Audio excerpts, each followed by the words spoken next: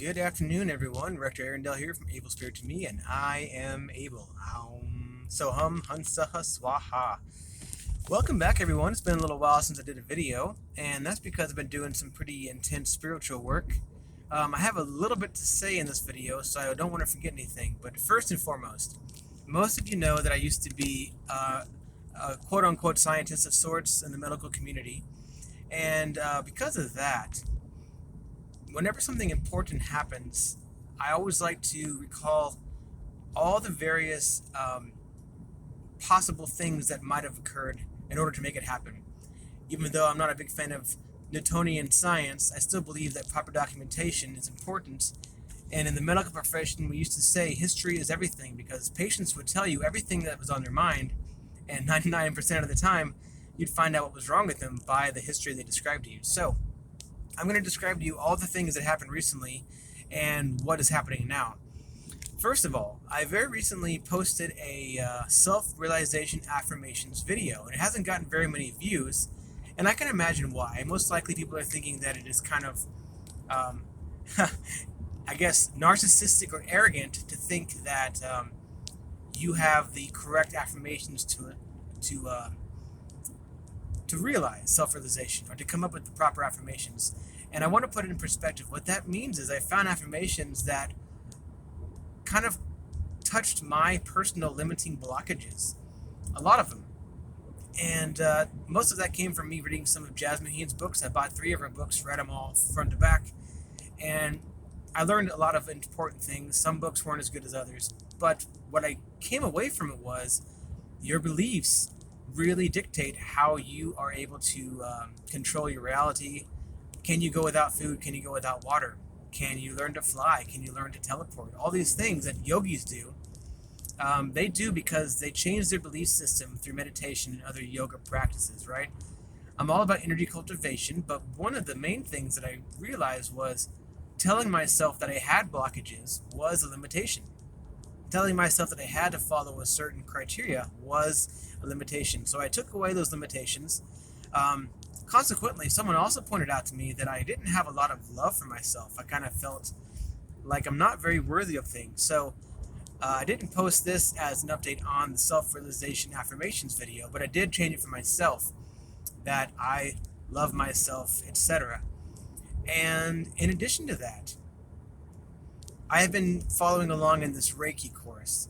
This Reiki course was not even done yet. I've completed 2 out of 3 portions of it. And the very first portion was an introduction to energy healing. I've already had a lot of introduction on energy healing, so I didn't get a whole lot out of the first one, except that it reminded me that you can call energy to yourself and use it to benefit yourself and others around you. So the first part of the course is basically helping you to realize it's true. The second part of the course I started very recently. And in the second part of the course, you have sacred symbols and sacred words that go with the symbols. And these symbols basically charge your different energy bodies, or sorry, I should say your whole energy body, your subtle body, different aspects of it, like your mental body or your causal body, your emotional body, your spiritual body, your physical body. So yesterday, I was practicing these Reiki symbols and these words, and I asked someone if I could practice using them to heal them, right? So this friend of mine said, yeah, go for it. So I did it for the first time. I tried using these Reiki symbols and these healing techniques on this person, and I felt a lot of energy, pins and needles, heat, activation in my crown chakra and in my belly, just a lot of really cool sensations. So after that healing session, I felt really jacked up, supercharged. And I want to point out an interesting thing I didn't realize until just now, but right after that session, I started to smell weird things. And I have a very sensitive nose. Anyone who knows me knows that. But I started to smell chemical smells, like really strong chemical smells in my house. And I was walking room to room to try to find them. And it kind of smelled like mothballs. You guys ever been into a person's house that has mothballs and it smells very strong chemical? That's what I smelled. But interestingly enough, you guys may be aware that I do the Khechari mudra a lot. And up until this point, even though I've reached stage 4 Khechari for a couple months now, it always kind of tasted salty, or I would say mostly salty, which might disgust you if you guys don't know what it is. But that basically means you're still purging, you're still cleansing your bodies and your mental capacity. So after I smelled that weird mothball smell, the rest of the day, when I did the Khechari mudra, I tasted a sweet sensation. It was the amrta, the nectar that they talk about in the, well, there's a lot of different places in old yogi texts that talk about the Khechari mudra and the amrta. But essentially, I think I finally got into that point where now when I do the mudra, it tastes very sweet. And in fact, it's actually sweeter than anything else that I taste. I can try having some soda, and the soda doesn't taste as good as the amrita, which is kind of strange saying, and it almost sounds weird saying out loud. Um, certain things still taste okay. Like I had a donut hole the other day, that was pretty good. And I had, what else? I had a hazelnut latte, which I like. And those were fine, but still, when I do this mudra now, rather than tasting salty like it has been, it tastes very sweet. So I'm pretty much sold on the idea that I'm tasting this amrita. Now, I find it interesting that when I did this Reiki healing for the very first time, immediately after I felt all these very strong energetic sensations, I started smelling this weird chemical mothball smell. And it just clicked in my mind today that maybe that was my pineal gland being decalcified, letting the fluoride, etc., come out.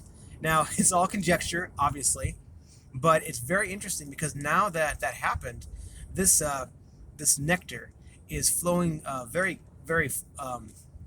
I can't think of the right word. There's a lot of it. It's not just a tiny little bit of dry throat, and you're uncomfortable. It's a lot, and I'm not really hungry at all. I'm not really thirsty at all. Of course, you guys know I practice the chronic living lifestyle, try to be breatharian as much as possible. But even more so now, I'm really full of energy. I'm very positive vibe, and I am not craving food or liquid, which is fascinating. So we're gonna take this as far as we possibly can. I've been practicing these Reiki healing sessions for the last couple of days because, well, mostly because it feels really, really good, makes me feel really, really happy, and because this amrita started flowing. So again, I said I wanted to mention all the different things that I've been doing to change how I feel and what ended up causing this. So I don't know if it was the Reiki symbols. I don't know if it was the affirmations.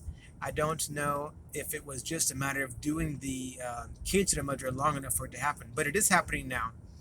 Now this video is almost 8 minutes long. I didn't know how long it was going to be to get all the information out, but I don't think I left anything out. So I want to just say kind of a summary that now this nectar is flowing and I don't know where it's going to go, but I feel wonderful and my crown chakra is just lit up all day long. I don't know if you guys know what that feels like, but it feels like the top of your head is tickling. It feels itchy. And it migrates various places from the crown. It goes to your back of your neck, or to your forehead, or to your throat, to your belly, etc. All the different energetic centers. It's really pretty cool. So I would love for you guys to give me feedback, comments, questions, like, subscribe, email me, etc. I look forward to the next part of the journey. It's always exciting. And I hope to hear from you all. Thank you for watching. Have a great day. You know I will. Bye.